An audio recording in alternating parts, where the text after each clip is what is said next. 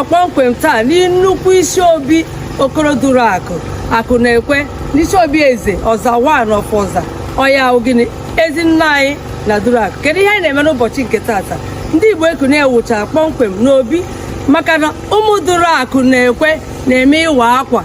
Ụfọdụ ndị ga-ajụ kedu ihe bụ ịwa akwa, mana unu so anyị na ihe mmemme ụbọchị nke taata unu ga-amata gịnị ihe bụ ịwa akwa. Unu lee anya ebe a unu ga-ahụ ka esi depụta ya. Ihe a bụ gịnị igbunye oke, ụfọdụ na-akpọ ya ihe dị iche iche, mana ụbọchị taata ana m asị unu nọrọnụ ka unu soro anyị gịnị hụ ihe a na-eme ka akọwatara unu ya. Ọ bụ Odoziakụ Chinyere Anaeke Ogbonna, onye ndu na ihe nnukwu mmemme Igbo Ekune ga-ekpe unu gịnị na-eje ya bụ ije. Ngwa nọrọnụ ji ka unu ahụ ka ọ ga-esi aga. Agadaga nwoke mụ na ya na ugbu a ọ ga-akọwatara unu onye ọbụla ọkwa o ji gịnị na Duru Akụ na mmemme ịwa akwa. Nwanne m nwoke biko kọwatara anyị onye bụ ọkwa ya inwe na ihe a na-eme n'ụbọchị taa. Okay, thank you. Aha m bụ Mr. Ugochukwu Duranyo, the acting chairman, Duru Akụ Progressive Union.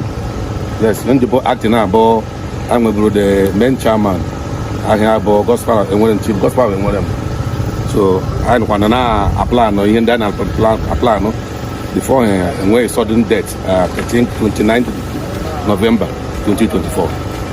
Ya bụ onye kwesịrị ịnọ ebe a na-eme ka ihe na-aga aga. Anyị na-asị Chukwu nna nabata mkpụrụ obi nwa amadi ya bụ gospel enwere m osimiri, nabata mkpụrụ obi ya na-adọkwa n'aha Jizọs. Kedu ka o si aga n'ụbọchị taata?